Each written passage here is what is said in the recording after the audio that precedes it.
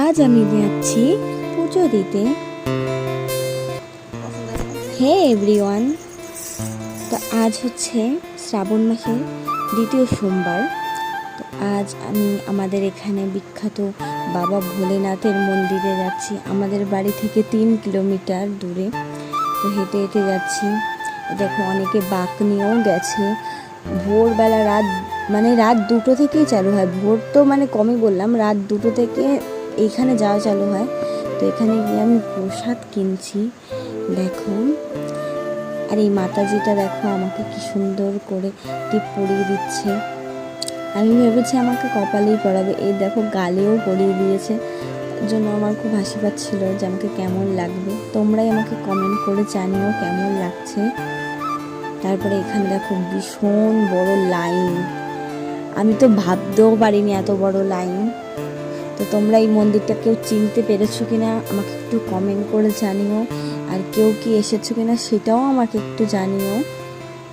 দেখো লাইন আগাচ্ছে। ফাইনালি মন্দিরে ঢুকেও গেছি অনেক কষ্টের পরে। দেখো আমাদের মন্দিরটা একটু একটু আমি ক্লিপ তুলেছি তোমাদের শেয়ার করার জন্য।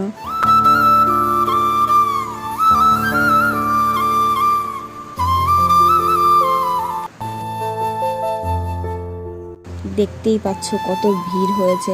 ফার্স্ট সোমবার তো বেশি ভিড় হয়েছিল, তবু আজকে তো একটু কম ভিড়, তাও ভালোই ভিড় ছিল। এখানে আমি বাবার মাথায় জল ঢেলে দিচ্ছিলাম। তো তোমরা একটু পরে বাবাকেও দেখতে পাবে।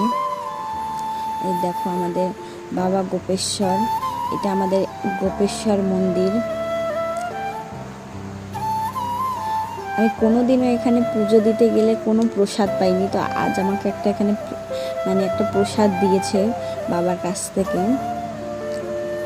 দেখো এখানে আমি ধূপকাঠি মোমবাতি ধরিয়ে বাবাকে দেখিয়ে দিচ্ছিলাম।